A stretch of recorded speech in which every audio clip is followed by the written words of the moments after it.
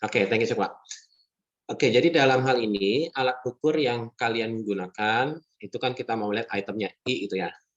Nah, alat ukurnya kan dalam hal ini kelompok 3 adalah academic burnout itu ya. Kriterionnya adalah alat ukur namanya OLB. OLB itu apakah academic burnout juga?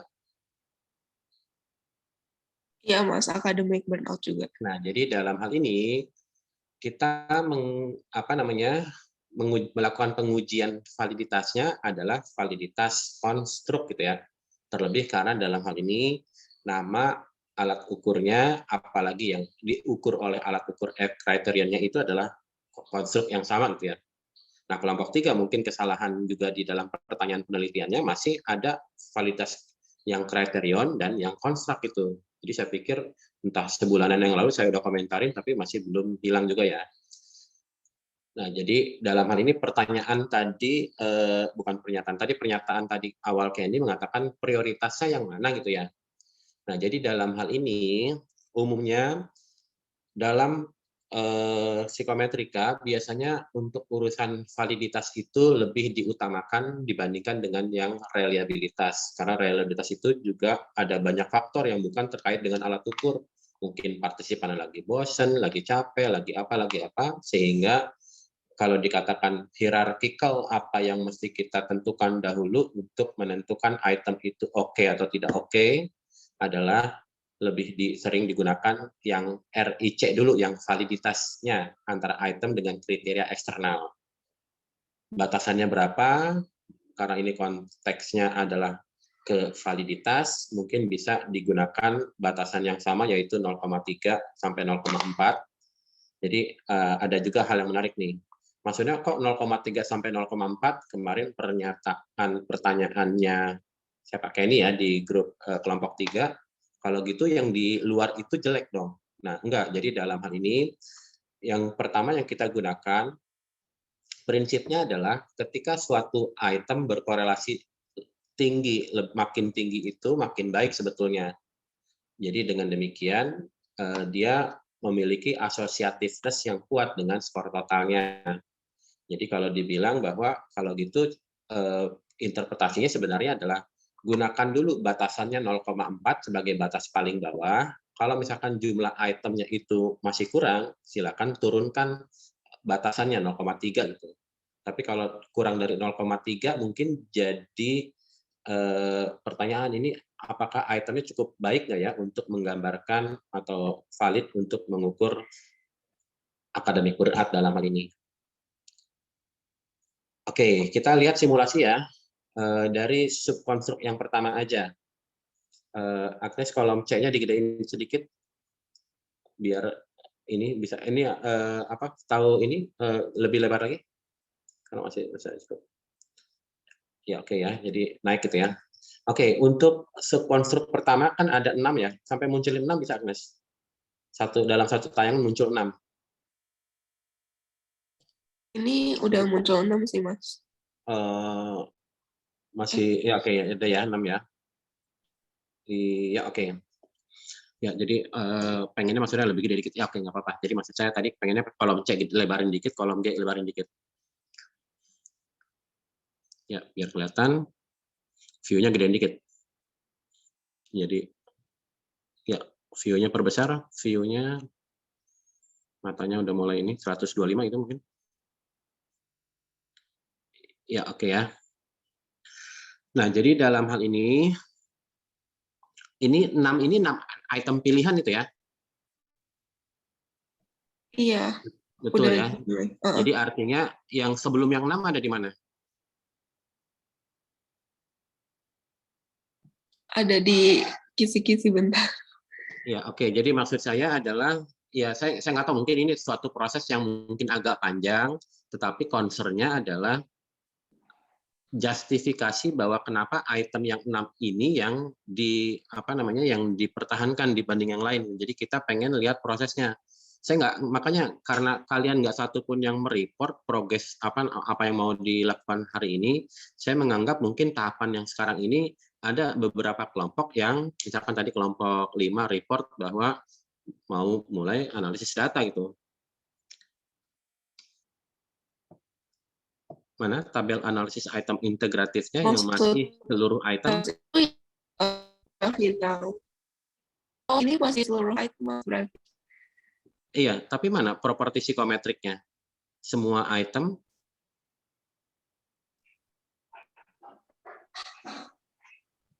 Benar. Jadi semua item yang diuji coba kuantitatifkan, mana properti psikometriknya? Yes, saya mungkin pengennya positive thinking aja bahwa kelompok sudah bisa melakukan selection yang mana yang dipertahankan dengan alasan apa gitu ya. Kelompok lain silakan ya kalau mau ini ya. Jadi sekali lagi ini pertemuan terakhir nih hari ini. Kalian besok malam di G Drive udah ngirim laporan. Jadi pengennya kalian memulai UAS minggu depan udah nggak usah mikirin KUP lagi gitu.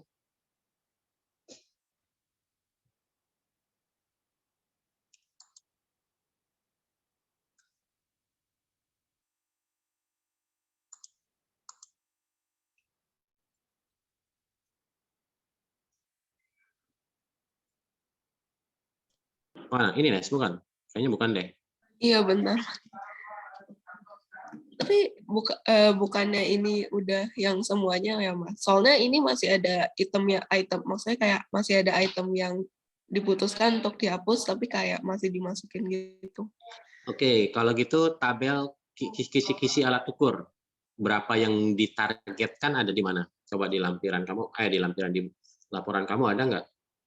Di sini. Jadi ini yang dikisi-kisikan, terus yang item finalnya yang ini yang tadi. Oke, kolom deltanya ada 6 item per subkonstruk itu, bukan? Iya, Mas. Terus itu kan subkonstruknya ada berapa sih? Subkonstruknya ada 2, tapi indikator per subkonstruknya ada 3. Jadinya totalnya 18 kali 2 gitu. Ya, jadi subkonstruk ada 2, masing-masing subkonstruk ada 3 indikator, gitu ya? Iya. Jadi indikatornya ada berapa? Ada 6. Apa Mas? Sorry. Oke, saya ulangi lagi ya. Subkonstruknya ada berapa? Ada 2. Subkonstruk pertama ada berapa indikator? 3. Subkonstruk kedua ada berapa indikator? 3 indikator juga. Masing-masing indikator ada berapa item targetnya? 6 item. 6. Jadi jumlah item akhirnya 36 dong, bukan 18. Iya. Oke, ralat kalau yang saya ini kan salah. Tadi katanya 18. Iya benar, Mas. Oke ya. Oke, sekarang item 1A2. Properti kuantitatifnya mana? 1A2. Properti kuantitatifnya mana?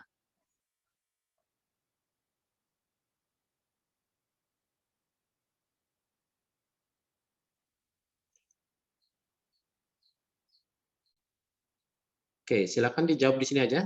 Kalau bikin forum di tempat lain, kita ada delay buat yang lain. Orang yang lain bingung nih, diam-diaman apa nih?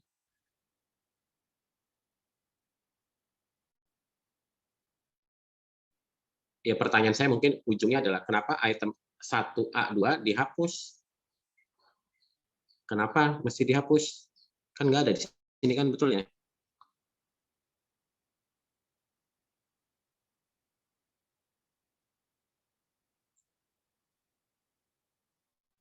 Atau ada pertanyaan baru lagi. Indikator 1A sekarang tayangnya 6 item. Dipertahankan 3, dihapus 3. Jadi saya kehilangan orientasi nih, ada missing link.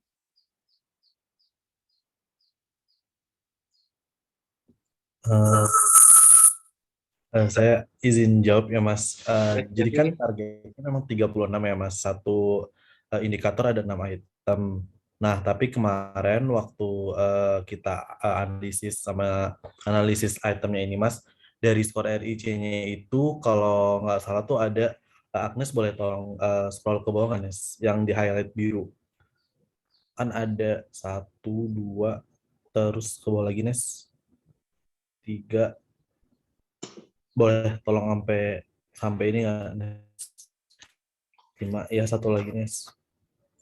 Ya, eh, ada sekitar 7 yang nggak memenuhi Mas 7 RIC sama POE-nya. Nah, dari situ kan sempat bingung gitu Mas, kita mau dihapus aja atau gimana, karena kan kalau dipertahankan dia secara apa namanya statistik ininya nggak memenuhi ya Mas, RIC sama POE-nya. Nah, tapi kalau dihapus jumlahnya jadi nggak proporsionalnya gitu Mas, nggak seimbang kan. Akhirnya kemarin kelompok sempat diskusi yang bagian ini untuk mempertahankan apa ya Mas, kayak istilahnya tuh biar jumlahnya seimbang gitu Mas, per indikator. Jadi kita buang tiap indikator tuh 3 gitu. Kalau nggak salah gitu kemarin pertimbangan. Jadi jatuhnya targetnya 36, tapi akhirnya jadi 36. Jadi 18, sorry. Ya mungkin gitu Kenny sama Veve mau nambahin. Ya, jadi yang saya missing link-kan adalah saya lupa tadi sheet yang mana ya. Kalau fix buat olah data apa? Buat diolah apa tuh? Sheet yang ketiga atau apa tuh? Sheet bukan tadi yang tampilannya 1A-nya banyak banget itemnya. Nah, ini kolom C ini apa tuh? Item draft. Item draft itu yang kalian item pooling itu ya? Iya, Mas. Oke, item pooling. Kemudian yang diuji keterbacaan item yang mana? Kolom C.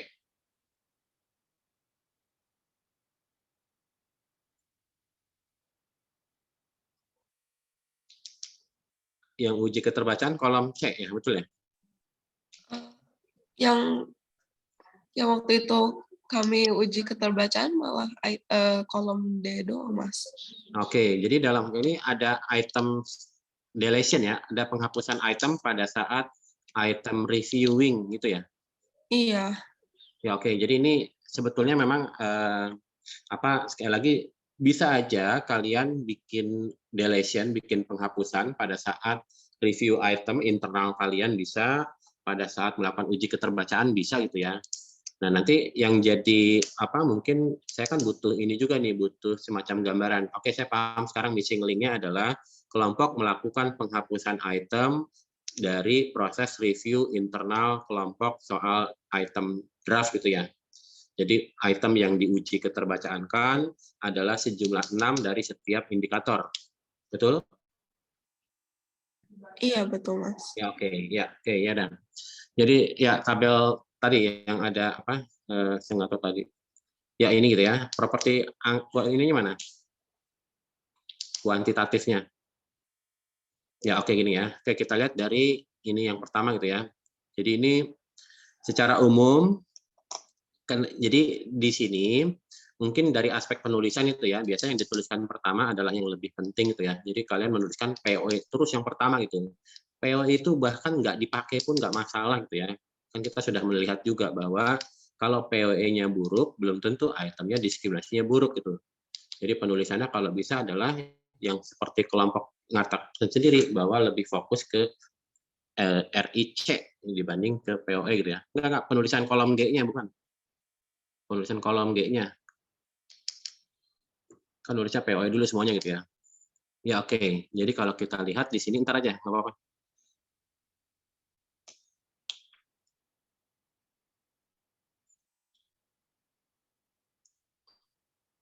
Ya, jadi dalam hal ini untuk ini dari 6 kolom C ada 6 item, kemudian item 1A7 dihapus dengan alasan apa?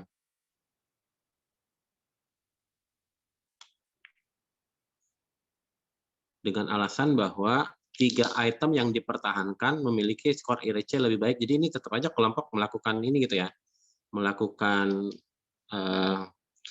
kalau dilihat dari apa yang kalian tuliskan di kolom G,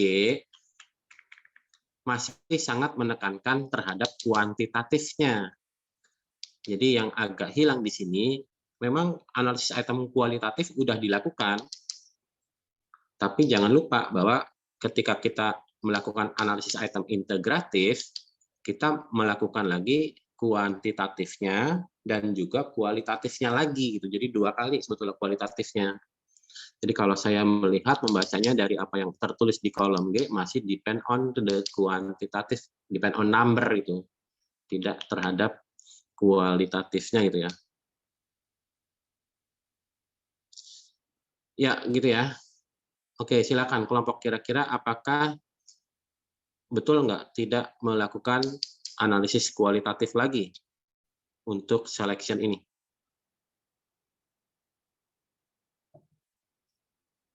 Ya, walaupun apa namanya kalau dikerjain mungkin takes time lagi gitu ya. Oke, ada usul apakah kita mau langsung bikin norma aja gitu? Saya ngitung waktu juga ya. Ini kita jam 9.36 kurang lebih. Ini biasanya nggak akan cukup waktunya nih. Kita bikin norma aja kali ya. Jadi silakan nanti kelompok dipikirkan lagi ya kualitatifnya gimana gitu. Jadi kalau kita lihat misalkan item yang dibuang itu ya secara umum yang kolom F-nya paling gede gitu kan ya. Udah selesai. Nggak lagi mempertimbangkan yang lain sebetulnya. Karena masih bilang tiga yang lain lebih tinggi gitu ya. Oke, Vini, mana raw datanya? Tadi yang fix buat olah data itu yaitu. Terus yang copy fix itu apa? Ya, sheet itu apa? Itu tanda kuning apa?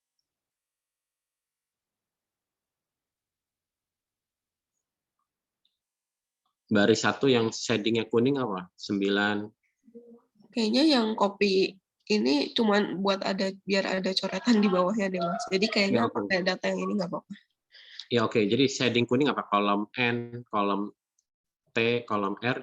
Itu yang Itu apa maksudnya? unfavorable tapi udah kita coding supaya sesuai gitu Mas.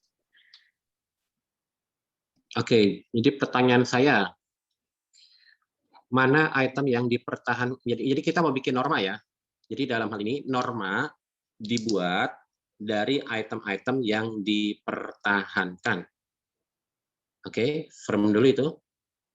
Untuk item-item yang tidak dipertahankan, kita tidak ikutkan dalam pembuatan skor totalnya gitu ya. Oke, saya mau tanya, dari apakah ada yang lebih jauh dari sheet fix ini? Ada pengolahan lebih jauh nggak dari sheet ini? Kalau buat normal belum ada sih Mas. Ya oke, jadi kalau gitu mungkin lebih aman di copy dulu sheet-nya biar nanti nggak hilang. Salim.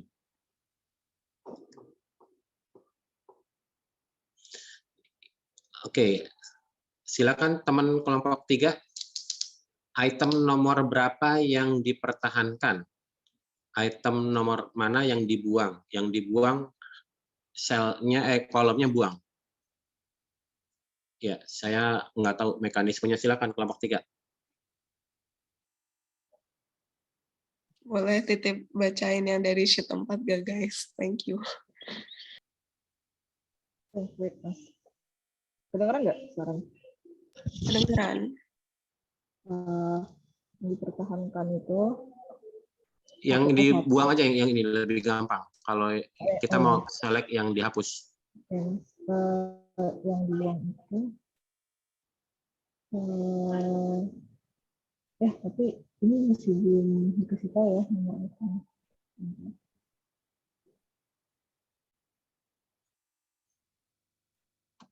Tinggal dilihat dari keputusannya aja, Vin. Iya, tapi nomor itemnya nggak dikasih tahu, Mas. Cuman kalau A7 gitu.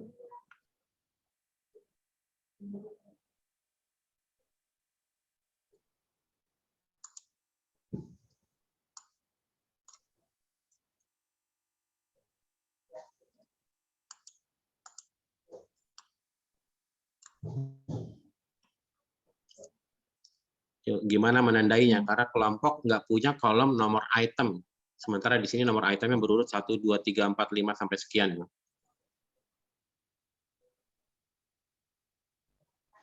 Betul ya?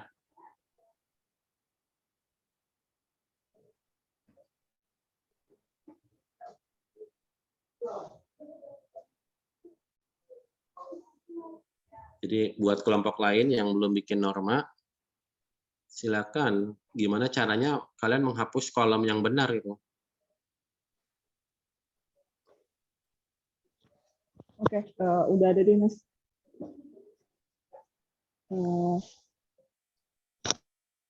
Jadi yang dihapus itu yang nomor 1.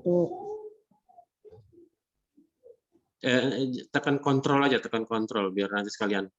1, jangan ya 1, terus yang nomor 20.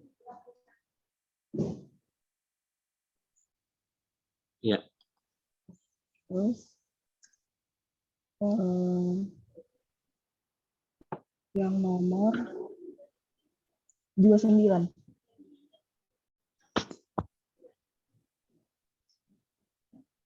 Terus di situ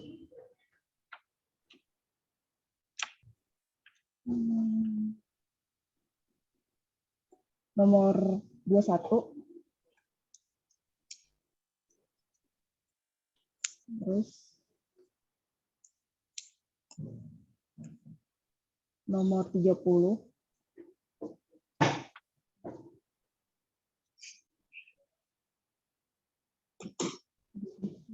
Nomor 36.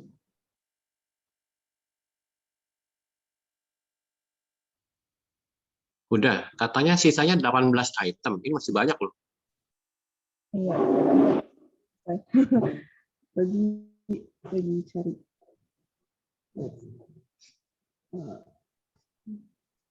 Nomor 15.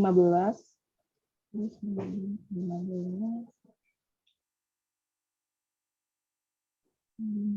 nomor 22.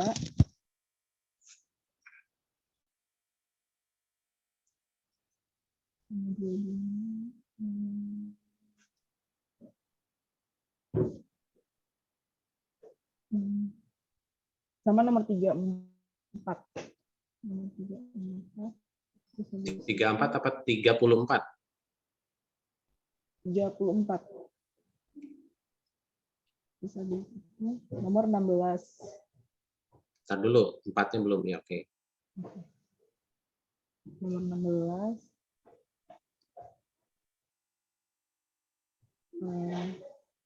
Nomor 23.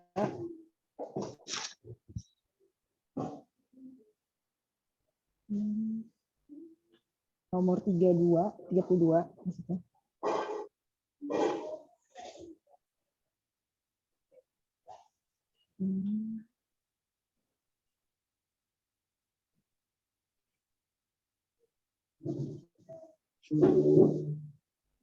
Nomor 5 juga. Nomor 17.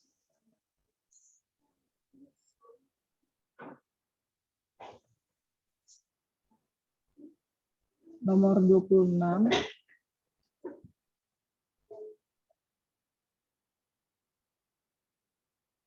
Nomor 18. Nomor 25.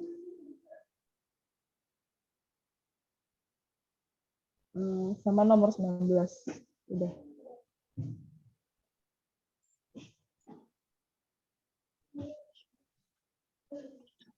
Oke, itemnya 18 itu yakin sisanya.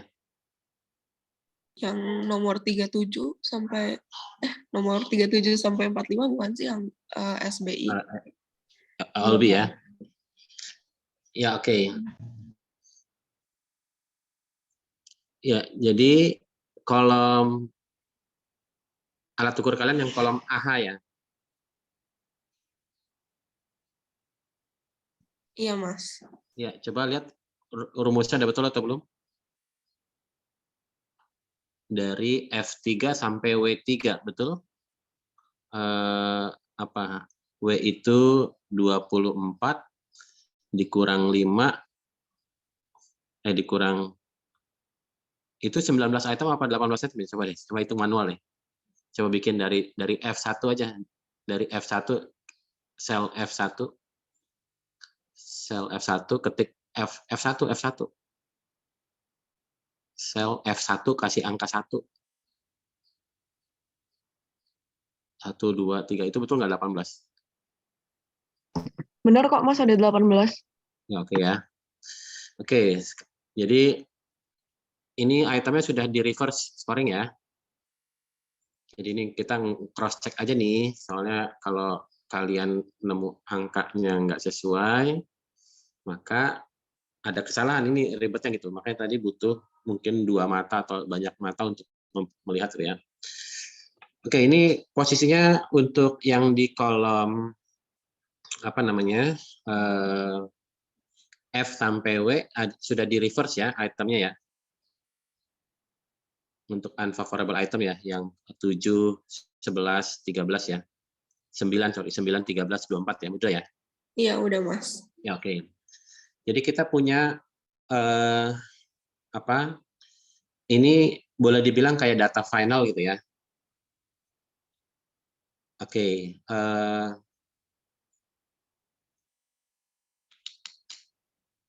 laporan, panduan laporan, atau mau laporan kalian, tapi laporan kalian masih banyak yang bolong, ntar di kelompok lain bilang, waduh ini masih banyak yang bolong ya. Oke, 421 dari data awal, 422 dari data awal, 423 lewat tabel analisis item integratif itu ya. Oke, sekarang kita kerjakan 424.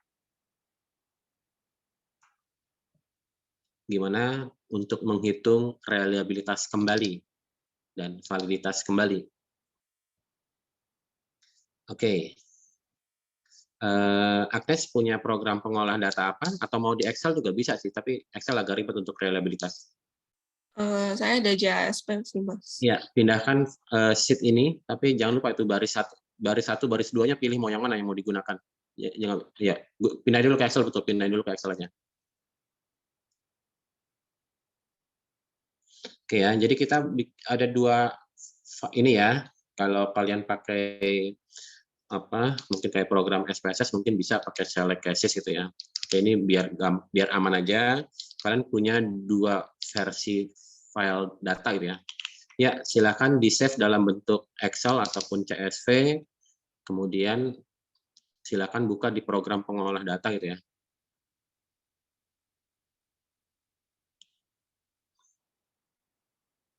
Dari kelompok lain ada pertanyaan, jadi sekali lagi ini bukan hanya kelompok 3 ya. Kalian punya waktunya ya hari ini doang tuh. Saya udah ngasih tiket 2, cuma yang manfaatin cuma 4 kelompok gitu. Ya, silakan buka di JASP.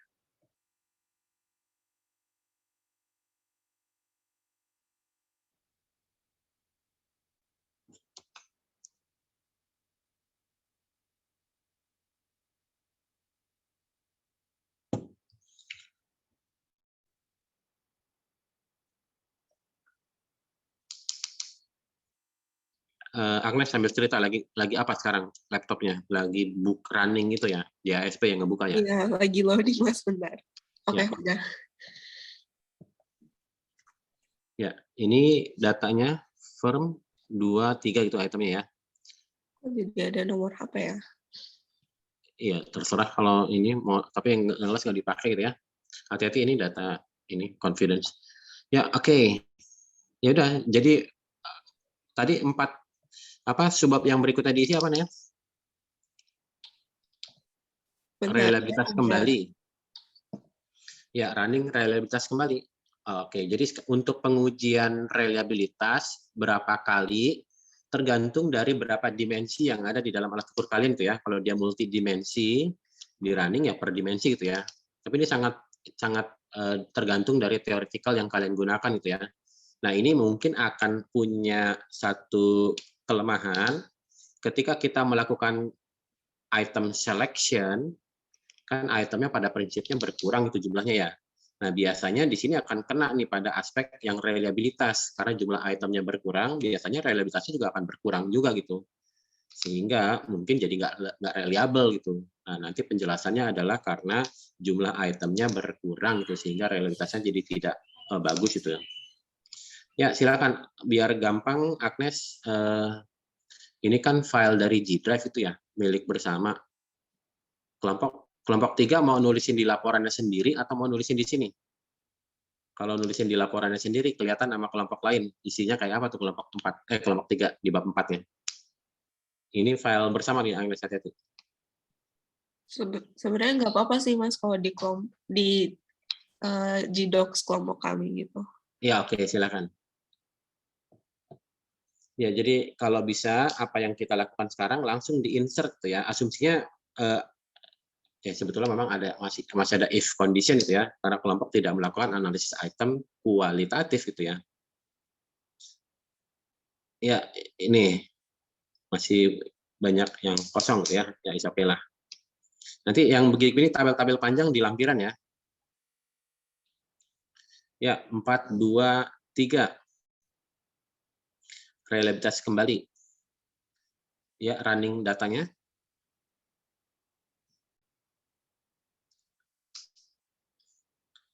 Ya, reliabilitas ada di mana ya?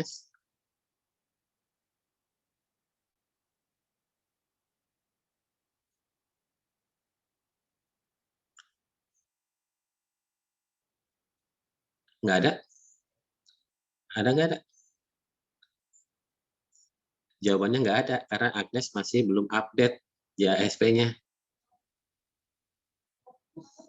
Oh iya, gimana ya Mas? Kalau gitu mungkin dari kelompok 3 yang lain ada yang mau?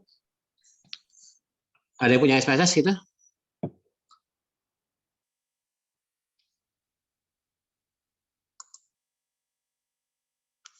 Ya, Agnes perlu di-update karena fitur reliability itu insert-nya baru belakangan.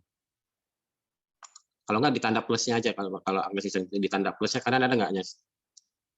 Agnes kalau mau ini, kelompok 3 ada lagi nggak? Kalau posisinya gini yang saya bilang, kalau kalian nggak ngapa-ngapain, ya udah saya juga nggak ngapa-ngapain.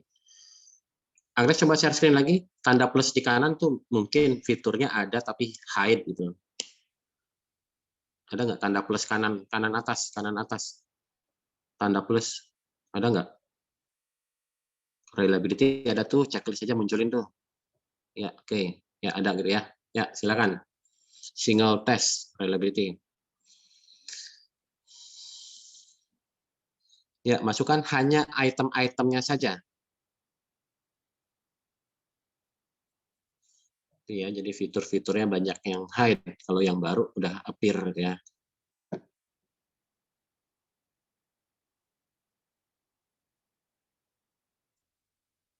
Masa itemnya berurut gitu sih, betul ya?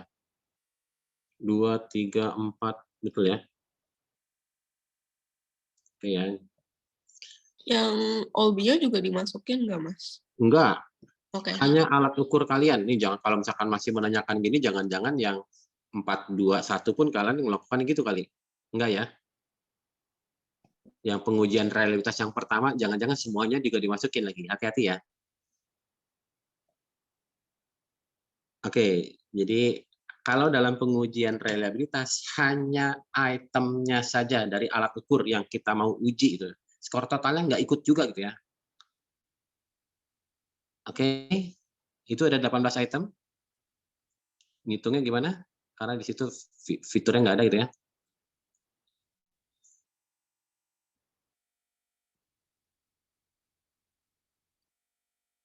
Gimana, Udah Nes? 18. Ya, jadi reliabilitasnya yang mana? Angka reliabilitasnya yang mana? Kan ada 3 tuh. Yang mana?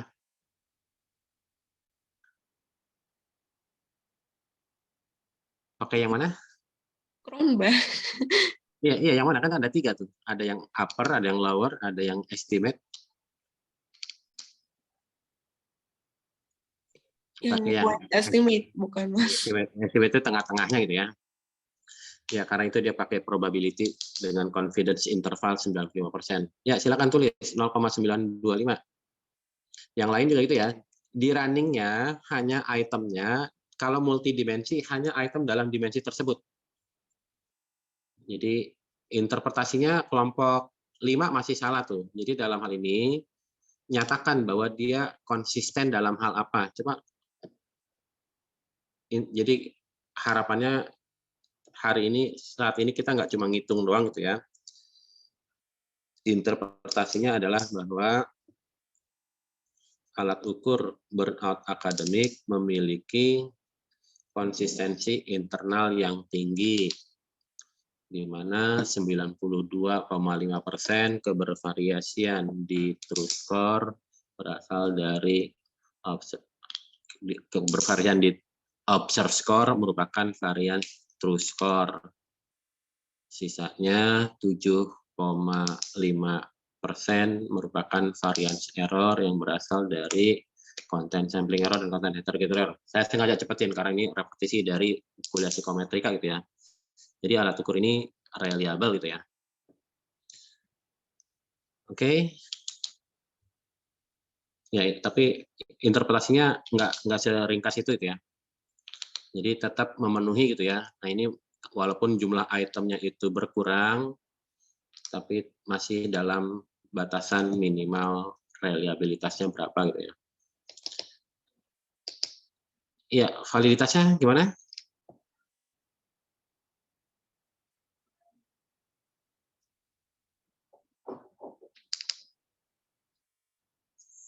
Gimana mengetahui validitas alat ukur burnout akademik?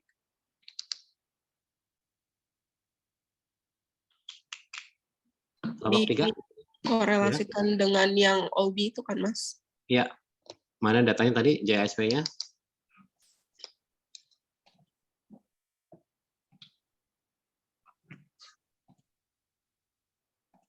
Regression,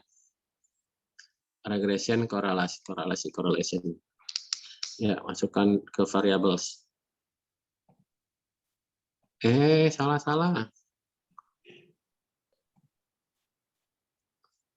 Yuk, apa yang dimasukkan? Kelompok 3, yang lain juga, apa yang ketika pengujian validitas alat ukur dilakukan, apa yang dikorelasikan? Skornya ya, Mas? Ya, skornya skor apa? Item juga skor sebetulnya. Skor? SBI itu sama ya. alat ukurnya itu, Agnes. Ya, alat ukur yang menjadi evidence validitas dengan alat total skor dari item-item yang dipertahankan gitu ya. Ya, nilainya adalah 0, sekian, silakan ditulisin.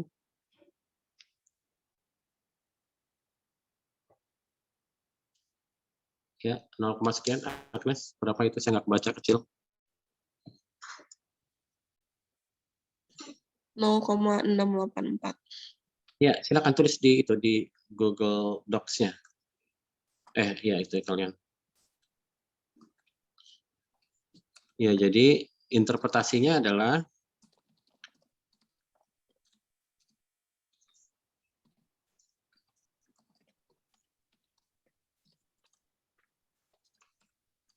nanti katanya diganti ya, jangan burnout akademik ya. Burnout itu kan bukan bahasa Indonesia gitu ya. Akademik itu bahasa Indonesia itu ya. Jadi kalau kelompok mau bikin nama alat ukur sendiri silahkan, tapi nggak burnout akademik itu ya. Ya, untuk yang lainnya pun.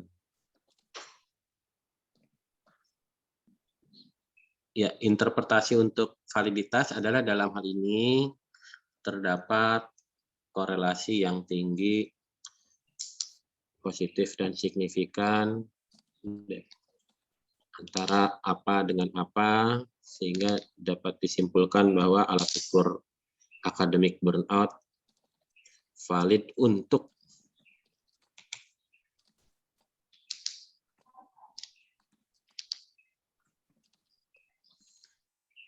kalau validitas valid untuk apa? Kalau reliabilitas konsisten dalam apa gitu ya? Ya, mengukur burnout akademik karena ini validitasnya konstruk gitu ya. Narasinya begini. Oke. Ya, sekarang 4 Ada pertanyaan dulu dari kelompok yang lain untuk pengujian reliabilitas dan validitas kembali. Bagaimana prosesnya dari item selection, item-item yang dipertahankan itu yang di running ulang reliabilitas dan validitasnya.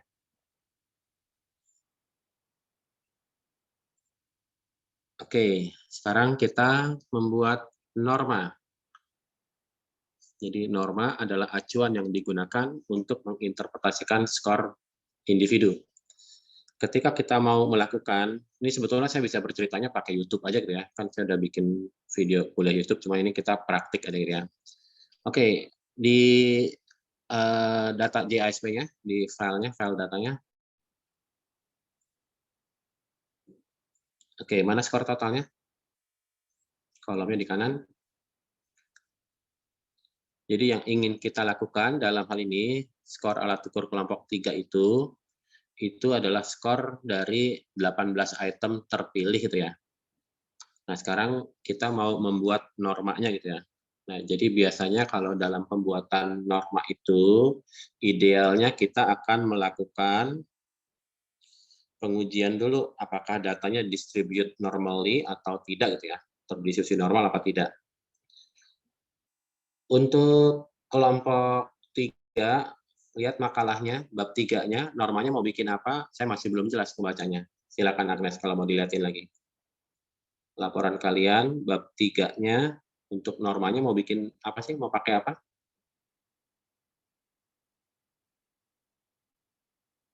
Pakai norm reference itu sih Mas. Cuman kita Iya. belum edit lagi. Iya, jadi menggunakan norm reference. Ada komentar saya tadi, ini bukan belum dimasukin ya komentar saya, Oh ini iya beda. belum. Masih di Excel. Ya, Masih di jadi sebetulnya memang ini menjadi ini juga ya, kan boleh naik geser dikit, naik ke dikit. Nah, kayak di sini kelompok merencanakan di bawah, geser bawah lagi, paragraf terakhir.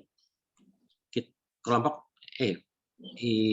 kelompok di situ merencanakan membuat ini norma benar Mas. dengan Ini juga masih belum final soalnya kita waktu itu masih nunggu analisis itemnya selesaikan. Jadi ini masih copy paste dari psikometri aja sebagai referensi. Ya, jadi kelompok kalau ini kan terbacanya tes aritmatika itu ya, oke lah. Kemudian average-nya 10 dengan standar deviasi 3. Ini rencana kelompok mau apa nih? Karena pada prinsipnya range skor kalian itu masing-masing dari kalian itu sudah bisa diprediksi dari awal, kan kelompok bikin item targetnya jumlahnya berapa udah kebayang dari awal itu ya. Nah, jadi kalau dalam hal ini sebetulnya untuk bab 3 ini untuk norma itu sebetulnya sudah bisa diprediksi kira-kira mau menggunakan average berapa dengan standar deviasi berapa. Nah, silakan kelompok 3 dengan 18 item lebar skalanya 1 sampai berapa? 5 atau 6, sorry. 6, Mas. 6. Jadi dalam hal ini kan kalian punya 108 dikurang 18 berapa tuh? Jadi artinya rentang datanya 90. Rentang data itu lebar banget 90 skor gitu. Jadi artinya kalau kalian menggunakan average 10 SD3 oke gitu. Jadi kalau ditanyakan balik lagi kelompok mau bikin norma dengan norm reference score, average-nya berapa, standar deviasinya berapa? Untuk itu sebenarnya memang masih belum dipastikan sih Mas. Cuman kalau menurut Mas kira-kira kalau pakai standar deviasi 10 min-nya 50 kira-kira gimana Mas? Ya, nanti kita simulasikan ya. Pada prinsipnya sebetulnya ya ini kemarin kelompok 2 kali yang ceritanya jawabannya saya agak panjang gitu ya. Jadi yang kita bikin ini sebetulnya saya mungkin minggu lalu minggu lalu gitu ya, saya cerita soal proyekan yang sedang saya jalankan. Jadi dalam hal ini itu udah nggak pakai norma gitu. Jadi norma itu kalau yang sekarang ini jujur aja sih kadang-kadang saya juga udah sering nih manas-manasin pengajar psikometri. Yakin kita mau masih ngajarin kayak begini ke mahasiswa karena kan kita concernnya dalam pendidikan ini sekarang OBE gitu ya, OB gitu ya. Outcome based education itu, di mana dalam hal ini pengennya tuh outcome-nya apa yang bisa dilakukan, nanti impact-nya terhadap kalian. Jadi kalau ngajarin sesuatu yang nggak kepake, mungkin jadi agak sayang. Jadi maksud saya, dengan kalian sekarang bikin normal kayak gini pun, di luaran nanti mungkin nggak terlalu kepake gitu ya. Oke, nanti kita coba simulasikan average-nya 50 dan 10, standar deviation 10 dan 3 gitu ya, kita lihat situasinya. Oke, tahapan pertama ketika kita mau melakukan pembuatan norm reference itu, kita mesti ngecek apakah datanya terdistribusi normal apa tidak gitu ya. Ya, balik lagi ke JASP-nya. Nanti jawabannya sini belakangan untuk yang pakai yang min berapa, standar deviasi berapa. Oke, kita mau melihat dalam hal ini yang namanya skor totalnya dimasukkan alat ukur kalian aja. Oke, jadi yang mau kita lihat adalah dalam hal ini terkait dengan normal distribute atau tidak si datanya. Gimana caranya ngelihatnya? Coba di statistik. Di bawah ada statistik lagi. Ada nggak yang namanya ini memang ada di sini memang nggak muncul ya Kolmogorov-Smirnov gitu ya. Oke, kelompok 2. Halo, kelompok 2. Kemarin siapa yang lupa ya? Ya Karin dan teman-teman lah. Karin? Ada Karin? Iya, Mas. Ya, Shapiro-Wilks itu apa sih? Kanan bawah tuh ada Shapiro-Wilks itu kapan digunakan kalau Shapiro-Wilks? Kalau sampelnya di bawah 50, Mas. Kenapa memang kalau di atas 50? Sampel size ya, bukan sampel ya? Iya, Sampelnya sampel satu. size. Saya belum cari tahu lebih lanjut, Mas. Ya, oke. Jadi sebetulnya yang umum itu namanya adalah Kolmogorov-Smirnov test itu ya. Tapi di sini nggak ada fiturnya masalahnya kalau pakai JASP. Jadi JASP apalagi Jamovie itu kan program baru di mana updating programnya masih berjalan itu. Nah, memang ini masalah sensitivitas data gitu ya. Jadi dalam tanda kutip kalau misalkan sampelnya dikit pakai yang Shapiro-Wilks itu. Tapi ada lagi pertimbangan yang lain. Cuma di sini kan concern-nya nggak ada gitu ya. Ini sekarang kalau nggak ada mau gimana? Mau pakai software lain atau enggak? Dan cenderung biasanya nggak terlalu jauh berbeda sih biasanya gitu ya. Oke, jadi mungkin kalau dari saya nggak apa-apa kali pakai Shapiro-Wilks itu ya. Karena jumlah partisipannya pun ada cuma 70 orang gitu ya. 74, sorry. Iya betul Mas, 74. Oke, sekarang di itu nilai Shapiro-Wilks-nya berapa di situ? Ada ininya nggak? Ada p-value-nya ada ya, tuh p-value-nya. Ya, silakan di copy aja lah, saya nggak kelihatan tuh. Di copy, diperbesar output-nya.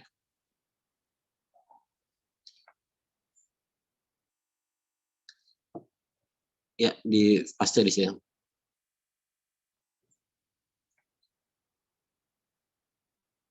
Ya, saya mau lihat dulu. Ya, view-nya perbesar. Oke, di situ yang dilihat adalah nilai p-value-nya atau signifikansinya. Oke, kelompok 3 atau yang lain deh. P-value-nya berapa? Tolong dibacakan. P-value Shapiro-Wilks-nya berapa? 0,242, Mas. Oke, saya sengaja minta bacakan. Pertanyaan saya berikutnya, signifikan apa tidak signifikan?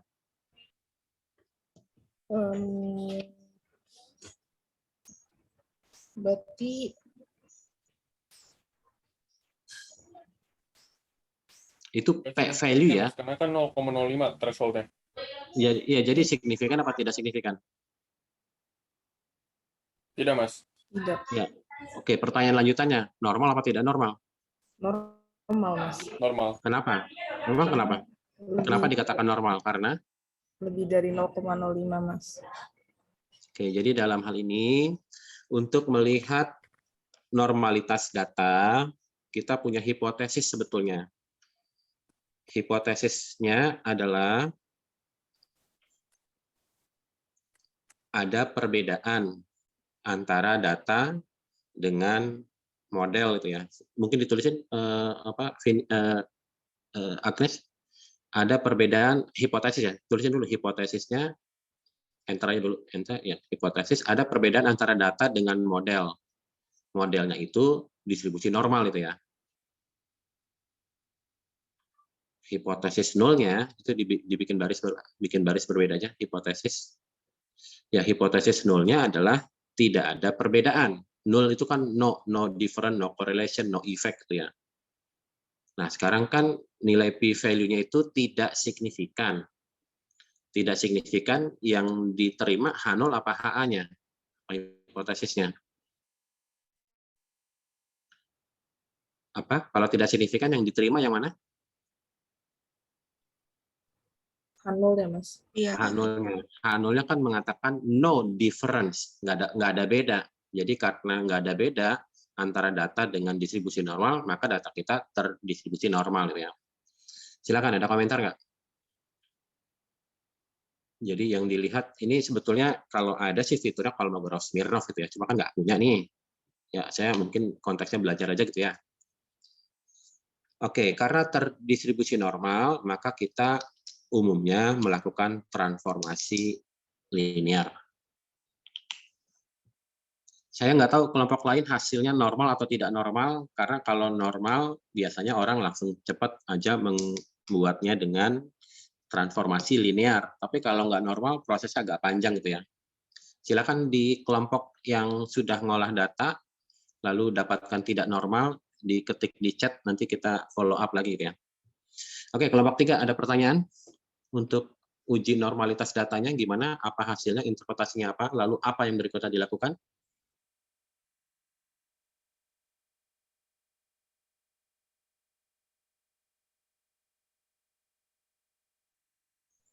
Mas, Yes. mau tanya. Berarti lebih baik nanti diuji dengan Kolmogorov-Smirnov lagi atau bagaimana ya, Mas? Karena juga jumlah partisipannya dikit juga gitu ya, selisihnya 74 dengan 50, tapi juga sebetulnya secara umum nggak sesensitif itu sih kalau bedanya dikit itu ya. Jadi saran saya sih nggak usah aja lah, Oh, karena oke. hasilnya cenderung nggak akan beda dan ini pun juga jauh dari 0,05 gitu ya. Jadi cenderung biasanya nggak akan sampai drop di bawah 0,05 gitu. Oke. Baik, Mas. Agnes, masih mau share screen? Iya, Mas, benar. Ya. Oke, jadi kita akan melakukan transformasi linear itu ya. Transformasi linear adalah tidak mengubah bentuk distribusi.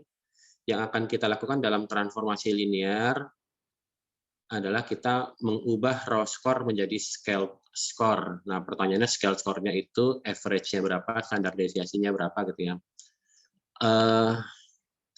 Karena di JASP itu tidak bisa modify data, jadi modifying datanya ada di itu, Agnes, ada di Excel.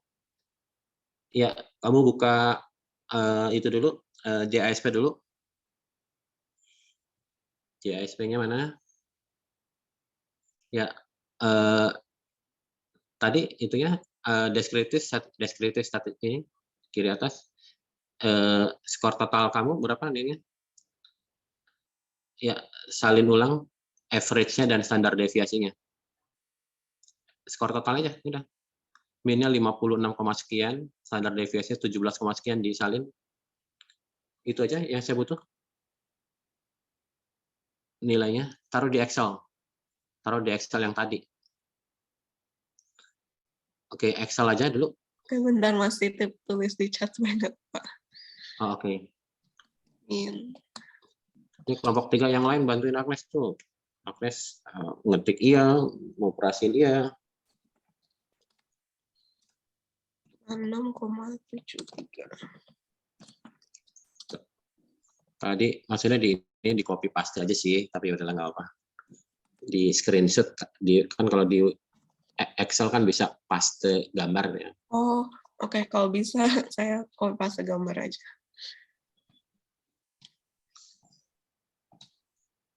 Ya walaupun nanti diketik ulang lagi. Oh ya, bisa deh, Mas. Benar. Udah. Oke, yang saya mau main-mainnya di kolom ini aja deh, di kolom AJ aja, ditaruh di kolom AJ tapi di atas itu.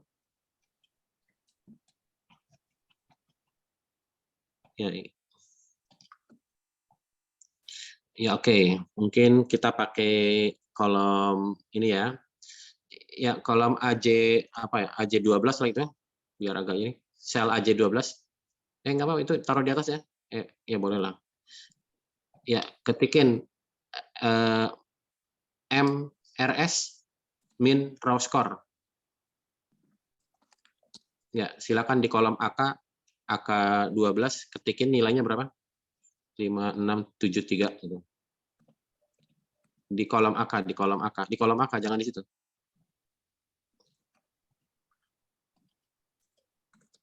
Ya, SDRS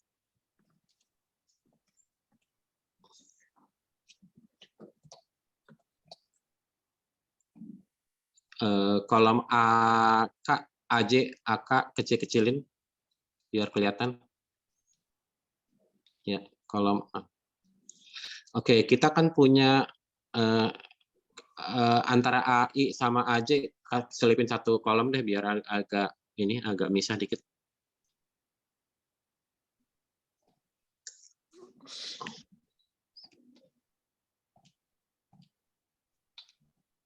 Ya, oke. Kolom AM12 atau berapalah terserah. Ini telepon siapa lagi? Ya, Z-score.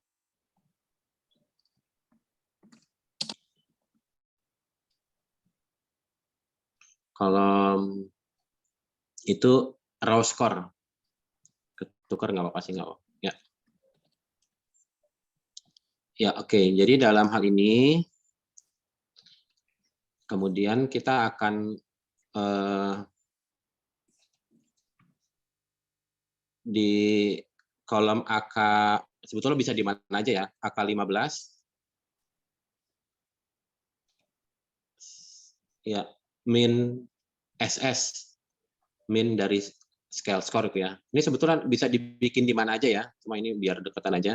Min SS kan kalian mengharapkan mungkin 10 dulu gitu ya. Isi 10. Kemudian SDSS-nya kan 3. Kemudian di AM, enggak score, scale score sekarang. Oke. Ya. Kolom AI sebetulnya nggak dipakai ya. Kolom delta tuh buat apa itu ya? Ya. Oke, sekarang kolom AI kita bikin ini, apa namanya? Kolom AI bikin kolom Z-score namanya. Namanya Z-score. Oke, kita akan mengkonversi kolom, jadi gini nih. Kita mau bikin norma, normanya menggunakan norm reference score dengan average-nya 10 dan standar deviasinya 3 gitu ya. Nah, jadi tahapan yang pertama kita lakukan adalah uji normalitas data dulu. Kalau distribusi datanya normal, seperti yang kelompok 3 punya, maka transformasinya linear ya. Nah, sekarang kita akan melakukan linear transformation. Yang pertama, kolom AH itu raw score kan. Kita konversi menjadi Z-score. Silakan. Kelompok 3, sel AI2, Z-score-nya berapa?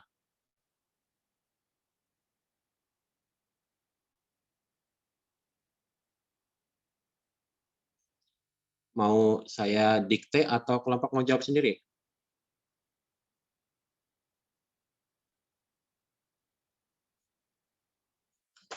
Masih ingat Z-score? Sekarang kalian semester 6, dulu Z-score semester 1 kalian, MPSD ya?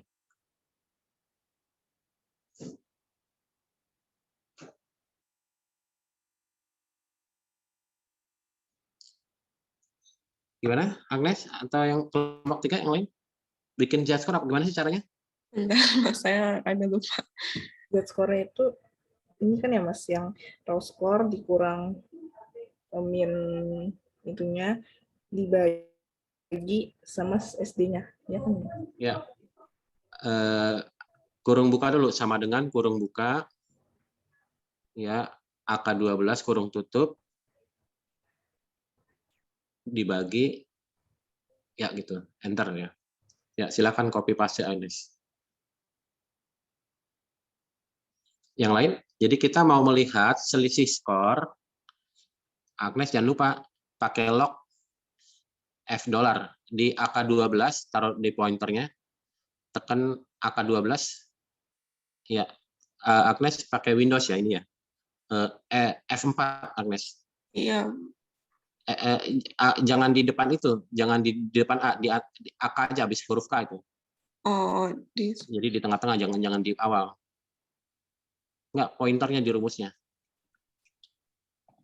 Dolarnya harusnya ada 2 sih, Agnes. di A sama K. Kamu bentar ya. Atau kalau mau cepat ini Bisa? aja, Agnes. Iya, oke. Iya, ya. Iya, udah keluar kok, Mas. Ya, oke. Ya, jadi itu F4 atau dolar itu tanda untuk nge-lock supaya selnya nggak berubah gitu kalau misalkan kalian.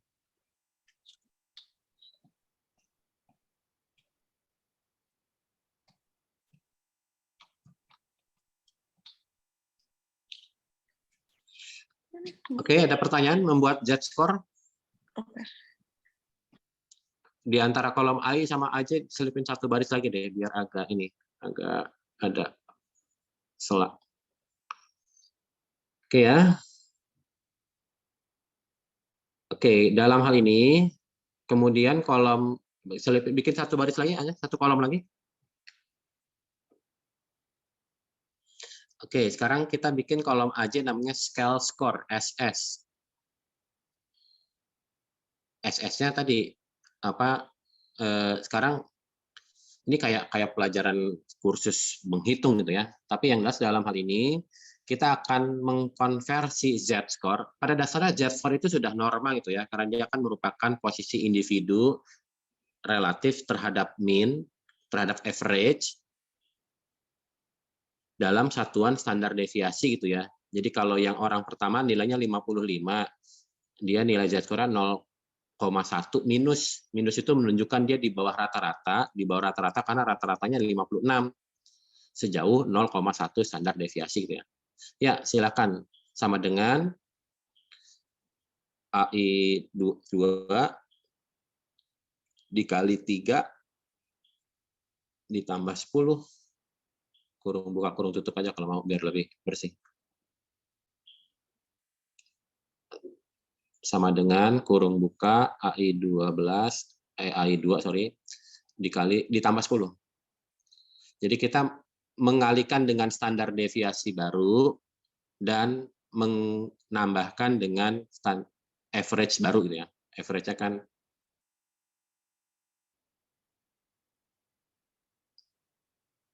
ya salah.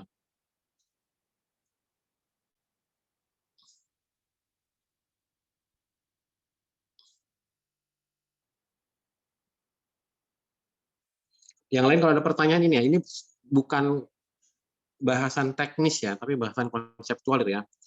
Nah, scale score itu pada dasarnya usaha kita untuk melakukan menghilangkan tanda negatif sebetulnya. Kalau tanda desimalnya masih ada sebetulnya, tapi biasa solusi yang dilakukan berikutnya adalah desimalnya kolom aja dibikin 0. Kolom AJ. Kalau Z-score nggak usah. Ya.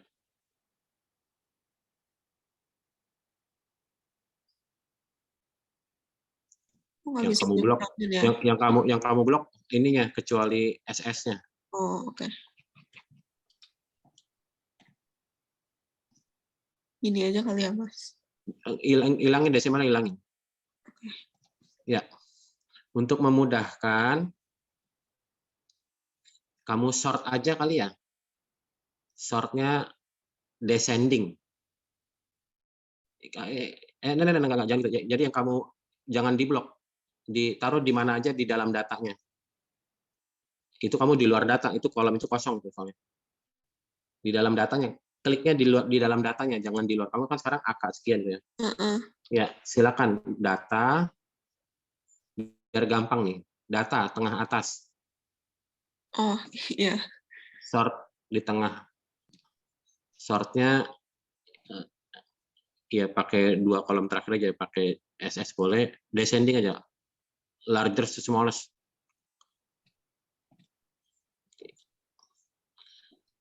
Oke. Jadi ini Normanya begini ya, ini kalau pakai 10-3 ya, nanti silakan di ini. Oke, sekarang bikin tabel norma, mungkin biar gampang di kolom AP sama AQ.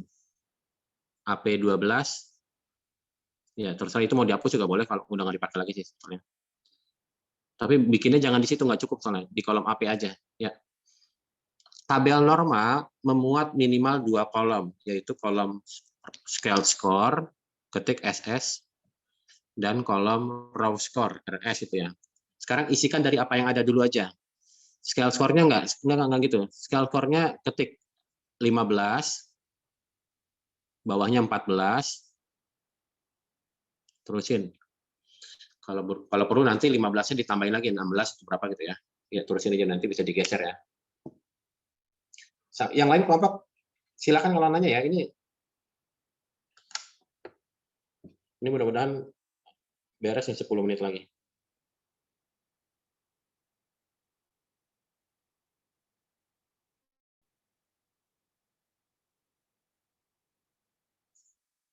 Ya, tuliskan apa yang ada aja dulu. Kalau bingung, kolom AI-nya di hide aja. Kolom AI-nya di hide aja kalau bingung. Biar nggak kelihatan.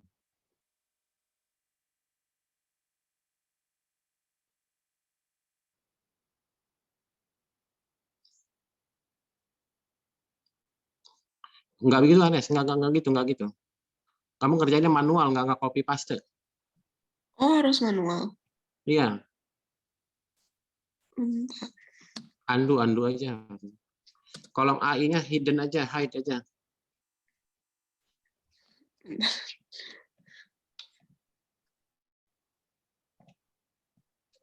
Ya, masukkan aja apa yang ada. Biar gampang, ya oke. Kalau 15 dia 87.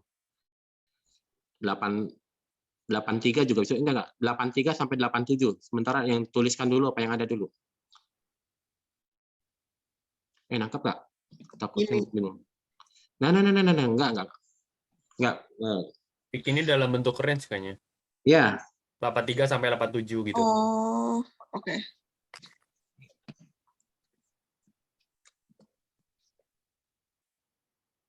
Biar enak dilihat mungkin center kali ya. Silakan. Ya, terusin. Apa yang ada dulu aja ya. Nanti untuk yang angka-angka yang nggak ada bisa kita estimate. 7176. Ya, terusin bantuin. 6768.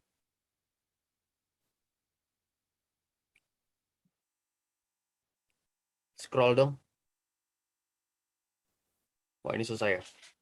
65 sampai berapa itu ya? Sampai 60.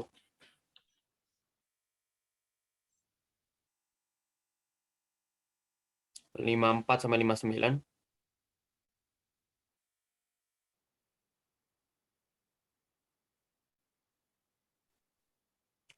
4953.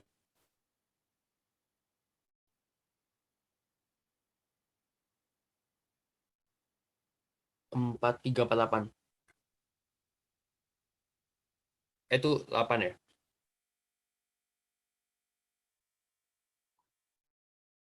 Tiga 942.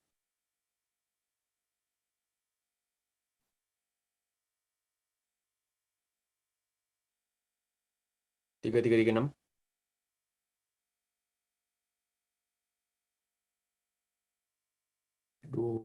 2630.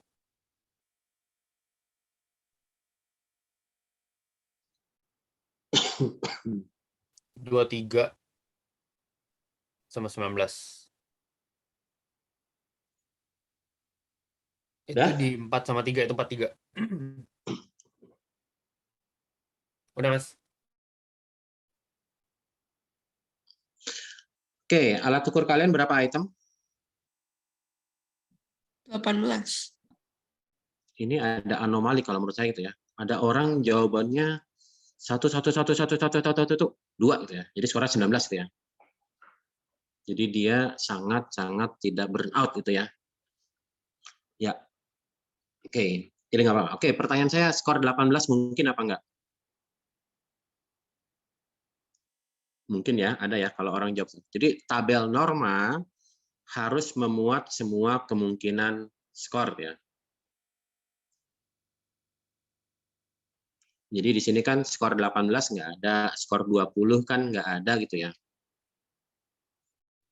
Oke, sekarang kita isi yang tengah dulu ya. Kalau 18 kan di ujung bawah. Jadi alat ukurnya berapa? 18 item, kalau dikali 6 berapa maksimum skor yang mungkin ada?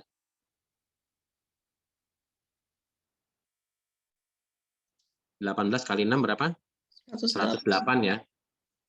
Ya, Agnes, AP2 sampai AQ16 itu ya geser di cut taruh di bawahnya lagi deh, tambahin ya kolom di cut di AP3, taruh di AP3. Sel AP3. Sel AP3. Ya, paste itu. Ya, oke ya. Oke. Jadi dalam hal ini kita mau mengisikan angka-angka yang kosong, misalkan 24, 25, kemudian 31, 32 gitu ya. Jadi kita cleaning dulu nih. Jadi cleaning ada 2 tahapan, yang di tengah dan yang di ujung gitu ya. Oke.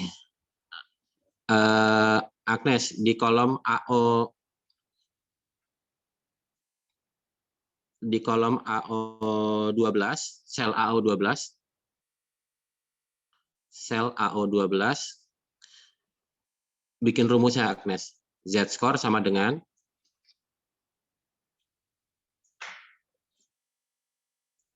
kurung buka AO13, AO13 betul. AO13 Agnes. AO13 itu raw score gitu ya. Dikurangi average-nya berapa untuk raw score?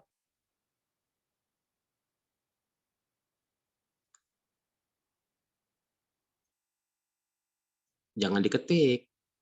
Jangan diketik. Tinggal klik aja gitu ya. Kurung tutup, dibagi, ya enter ya. Oke, jadi kalau Agnes ketikkan dalam hal ini 20, di AO14 ketik 20, ketik 20, AO14. Kalau ada raw score 20, Z-score-nya minus 2 ya. Ini saya nggak pengen ngajarin ngitung, tapi ngatarin itu konsep itu. Ada pertanyaan nggak? Apa yang saya ini? Jadi halo? Iya, 20-nya biarin aja dulu. Berarti ini tinggal manual terus dimasukin ke tabel ini ya, Mas? Ketik 20 dulu ya. Belum. Kalau ada orang dapat raw score 20, maka dia mendapatkan Z-score minus 2,158 dan gitu ya. Sampai sini ada pertanyaan? Kelompok yang lain juga, jadi kita mengestimate yang di tengah-tengah dulu. Ada pertanyaan sampai sini? Oke, sekarang sel AO15.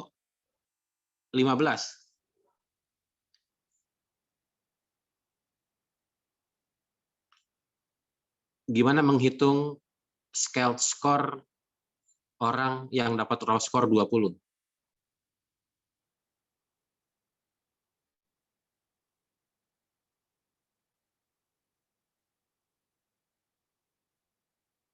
Kurung buka. Salah.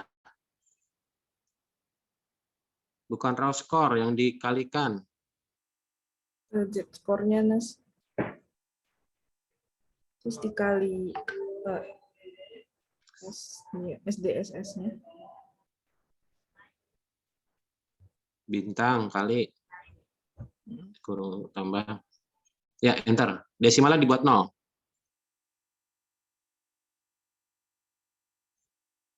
Ya, jadi kalau ada orang dapat raw score 20, dia masuknya ke raw score scale score 24.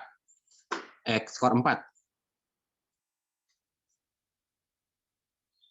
Jadi raw score 20 ada di scale score berapa?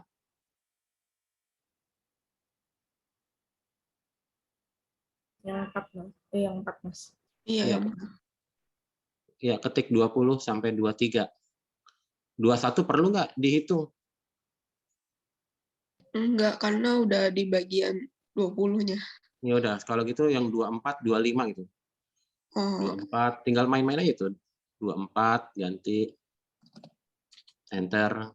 Oh, masih 4, ternyata geser lagi gitu. Ya, terusin ya.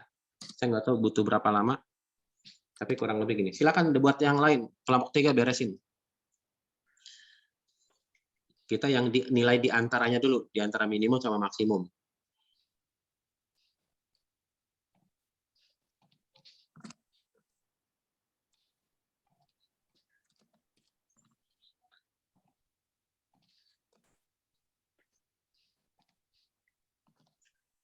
Saya nggak baca chat. Oke, min all be. Oke.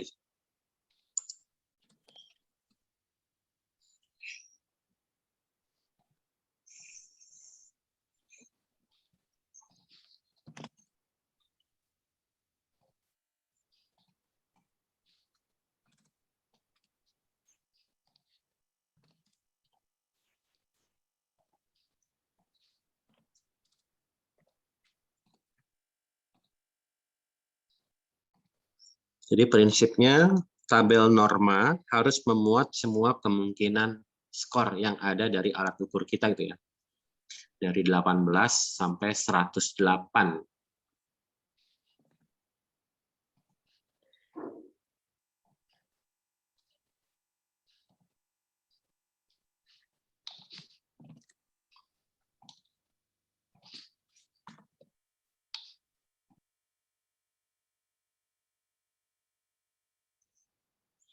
Tujuh puluh, 769, 70 ya.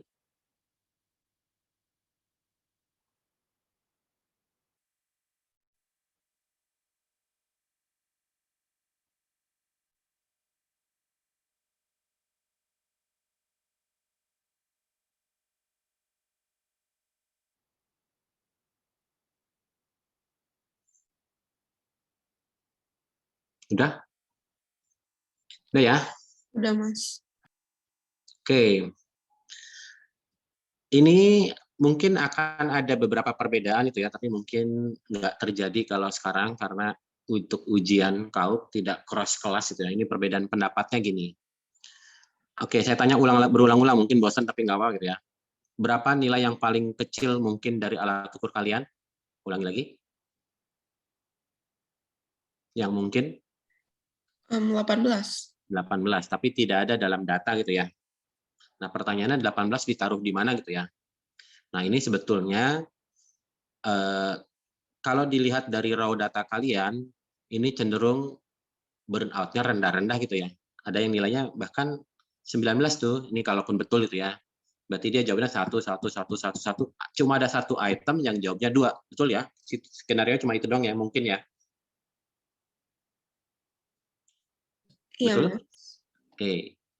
Jadi dalam hal ini 18 ditaruh di mana? Karena kelompok itu namanya istilah psikometriknya floor effect. Terjadi orang yang mentok di bawah gitu. Sebetulnya nggak mentok banget sih karena 19 itu ya. Tapi ini masih jauh nih terhadap 108 itu ya. Nah, kita kan bikin tabel norma itu dengan ekspektasi dia pun akan berbentuk normal gitu ya. Normal itu mungkin bahasa sederhananya simetris, kurang lebih tengah-tengahnya 10 gitu ya. Dengan jarak standar deviasi kita setting 3 gitu ya. Nah, permasalahannya adalah kalau tabel norma harus memuat semua kemungkinan skor, maka kalau kita taruh semua kemungkinan skor, yaitu 108, kira-kira scale skornya berapa gitu. Nah, sekarang silakan di AO14, AO13 yang mungkin ya, kita lihat scale skornya berapa, 20 sekian paling. 19 itu. Apakah itu mau dimasukkan itu ya kan satu-satu? Jawabannya biasanya enggak. Nah, ini yang perbedaannya gini. Kalau mengacu kepada restricted range, angka 88 sampai 108 itu nggak ada di dalam data. Harusnya dia tidak diestimasi one by one. Kalau gitu ngambil data. Jadi biasanya yang dilakukan adalah tambahkan satu kelas di atas, yaitu scale score 16, untuk sisanya, yaitu 88 sampai 108 tuh ya. Dan tambahkan satu kelas di bawah untuk ujung sisanya, yaitu 18. Di dua bukan di satu kelas di bawahnya itu iya. Jadi umumnya yang disepakati lebih banyak adalah yang begini gitu, kita mengestimasinya dengan cara menambahkan satu kelas di atas dan satu kelas di bawah. Untuk yang di antaranya kita bisa estimate pakai tadi, kita jadikan z-score jadikan scale score. Nah, apakah ini udah oke atau belum? Tadi kan Vini nanyain, kalau mau 50 average-nya dan standar deviasi 10 gimana? Silakan tinggal kalian main-main lagi dengan data ini gitu. Kelebihannya apa, kekurangannya apa, silakan dipertimbangkan. Oke ya, kita anggap mungkin ini ya. Nanti kalau kelompok mau mau ngubah silakan aja gitu ya. Dengan pertimbangan tertentu. Oke, lihat subbab ke bab 4, Agnes, panduan laporan kautnya. Yang terakhir apa yang diminta terkait dengan norma?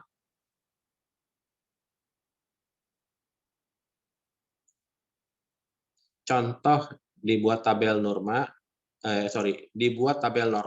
contoh interpretasi skor dari 2 orang subjek yang memiliki kemampuan atau nilai berbeda gitu ya. Oke, silakan misalkan dalam hal ini skornya yang 40 sama 50. Ya, balik lagi tabel tadi, tabel normanya. Kalau ada orang dapat skor 40, kalau ada orang dapat raw skor 40, maka apa interpretasinya? 40 ditandain di mana? Ada di mana dia? Raw skor 40 ada di mana? Di tabel normanya. Di tabel norma. Itu yang ada di bab 4 tabel normanya ya, ini ya. Dibuat lebih rapih dengan mungkin center. Nilai 40, nilai raw skor 40, scale score-nya berapa? 7, Mas. Interpretasinya adalah Berarti dia di bawah rata-rata. sejauh Jauh 1. sejauh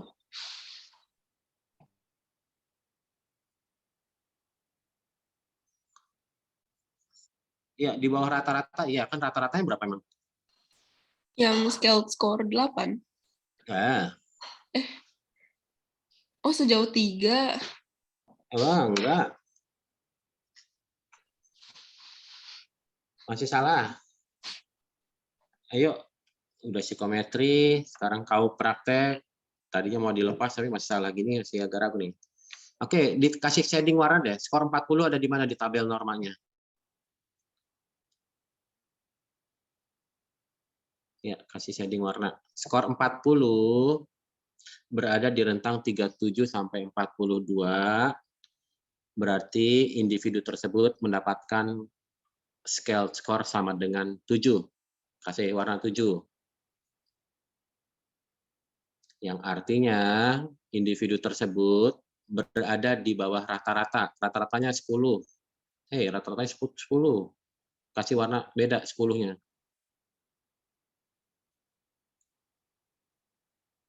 Berada di bawah rata-rata yang bernilai 10 sejauh berapa? Sejauh berapa? 14. 14.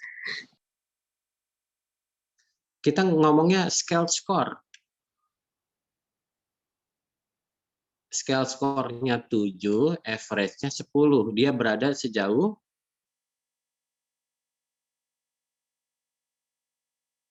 1 standar deviasi. Kenapa 1 standar deviasi? Karena nilainya 3. Gitu. Kan 7 ke 10 kan bedanya 3 poin, tapi dalam satuan standar. Jadi kita bicaranya dalam satuan standar deviasi. Oke? Coba sekarang raw score-nya 70. Silakan interpretasi, ngomongnya langsung, coba kelompok 3. Orang kedua dapat nilainya 70. Di tabel, pakai tabel. Ya, silakan interpretasikan.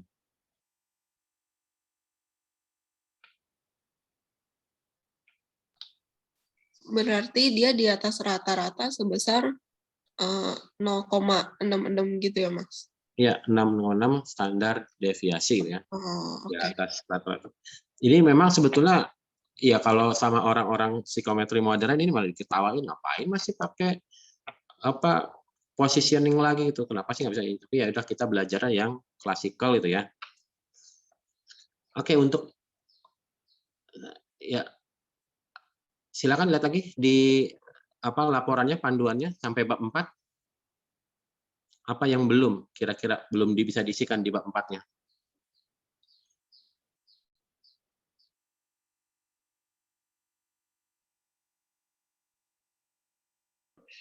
Udah sih, Mas, semuanya. Ya, silakan. Kalau bab 5 kan sifatnya adalah apa yang dijawab itu ya. Simpulan, menjawab pertanyaan penelitian, diskusi mengapa hasilnya demikian, saran terkait dengan apa yang kurang dari alat ukur kalian, baik dari pembuatan, administrasi tesnya, apanya gitu ya.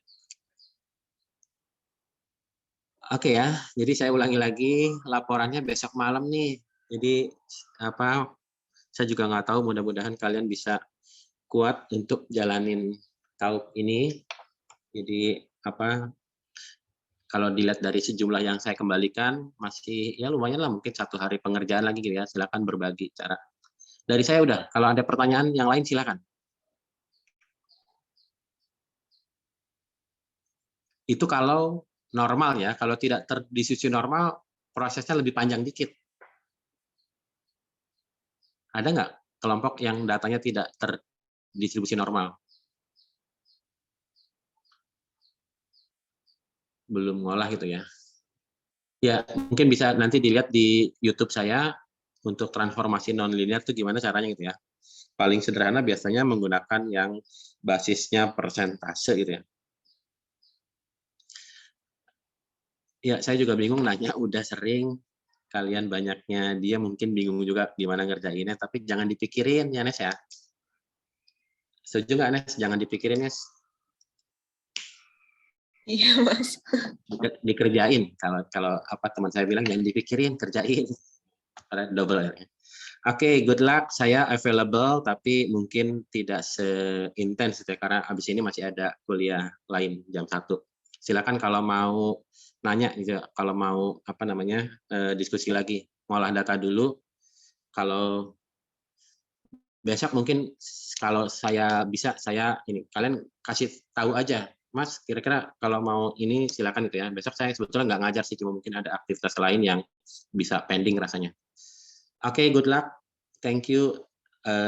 Saya sebagai pribadi yakin bahwa saya banyak juga salah kekurangannya terkait terutama feedback nggak terlalu optimal, bisa banyak banget karena memang durasi KAUP ini pendek banget dengan kelompok yang 8, waktu yang pendek. Saya juga punya keterbatasan terkait dengan feedbacking ya. Oke, good luck buat UAS-nya, good luck buat berikutnya semester depan, mungkin kalian tinggal skripsi doang ya. Oke, thank you. Bye-bye. See you again dalam mungkin sehari 2 hari ke depan. Thank you ya. Bye-bye.